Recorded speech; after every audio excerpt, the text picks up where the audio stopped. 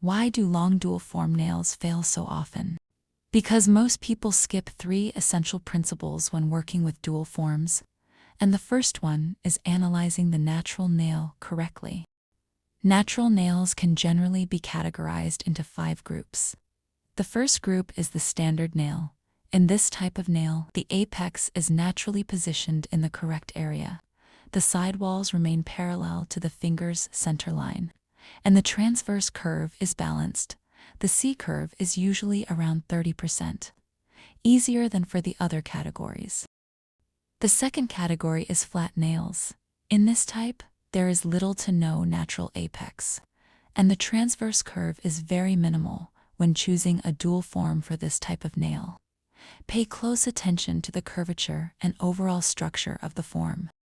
The third category is downward growing nails, which are usually the most challenging type. In these cases, the shape needs correction, so it's important to choose a dual form with a deep curve that also helps guide the sidewalls back to a parallel position with the finger's center line. The fourth category is upward growing nails. Their natural shape is often trapezoidal, so an almond shape is usually the safer choice. When selecting a dual form, pay close attention to the curvature and apex position, because these nails require shape correction. The fifth category is bitten nails. The nail bed is usually very small, and the surrounding skin is often irritated. A proper manicure is essential when selecting a dual form. Choose one with very little curve, or consider fiberglass or silk systems instead.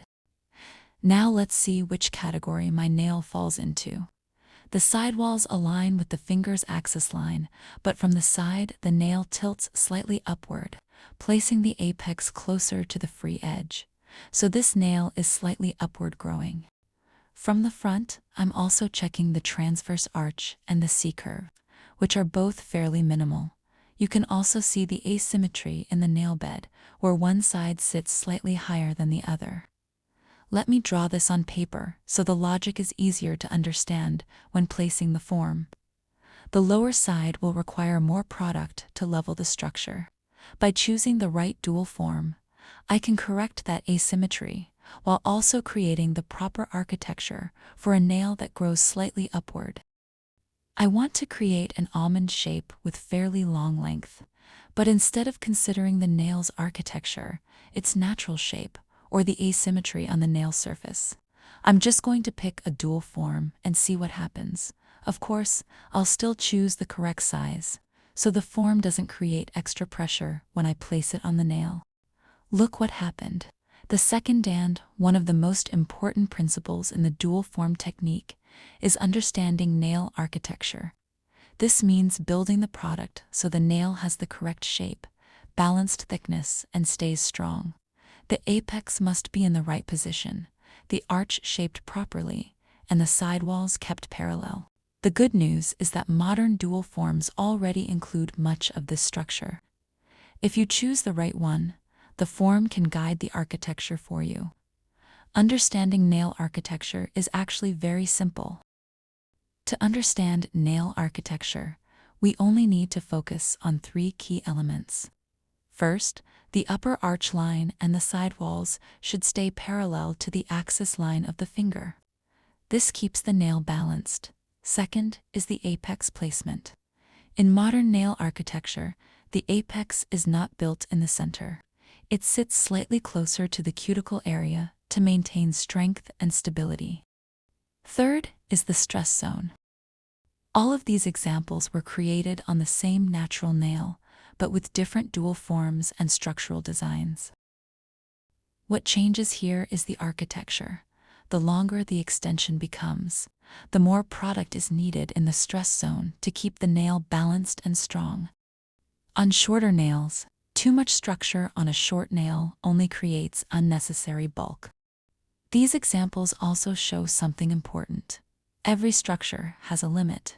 Each dual form architecture can only support a certain length while still keeping the nail balanced and durable. When evaluating a dual form, there are several important factors to consider. The first is the plastic material.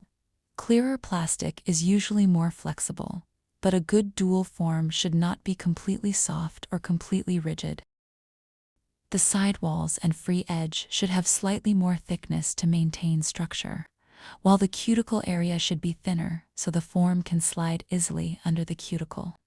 This design saves time because we no longer need to thin the form manually. The second point is the sizing system. Many dual forms on the market are purely commercial products and were not designed with professional knowledge. Because of that, the size differences are often inconsistent. Sometimes there is a large jump between two sizes, or the largest size is not even wide enough for a thumb. On the other hand, some sets include extremely small sizes that almost no natural nail can use. Newer dual forms are better designed.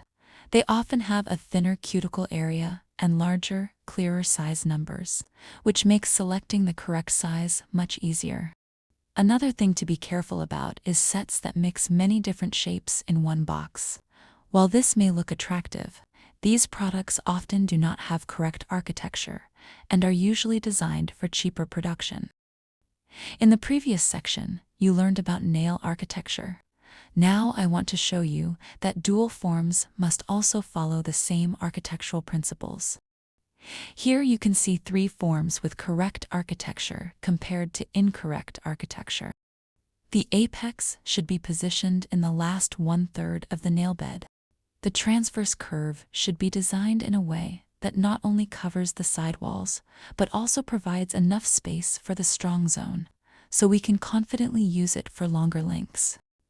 Designing the sidewalls parallel to the upper arch and the finger's axis line is another important point that should not be overlooked.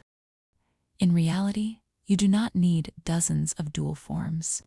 With 4 or 5 well-designed models, you can create almost every nail shape and length. When the architecture is correct, one dual form can produce multiple shapes. For example, a stiletto form can also be used to create almond or ballerina shapes. It is also useful to have a model designed for short nails, especially for quick overlay services, where you want to create the apex easily without manual building. With just a few well-designed dual forms, you can perform almost any services long as the architecture of the forms is correct. Another good option is a square form with a higher arch, around 35 to 40% C-curve, as well as a square form with a lower arch for clients who prefer a flatter structure.